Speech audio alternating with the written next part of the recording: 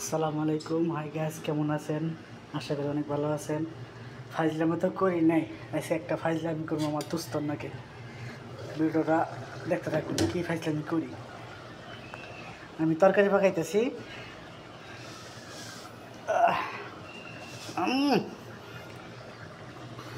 সামাইসের মধ্যে নিলাম, দোস্তরা কমু দোস্ত একটু লবণ চেক কর।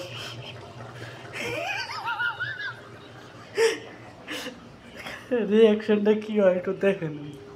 দোস্তারে কই, দেখ দেখ দেখ, তোতে তোতে দৌড় ফুরাইছে।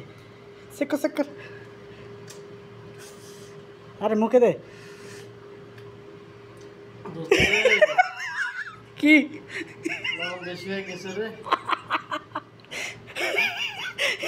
তাহলে কি উপায় হবো?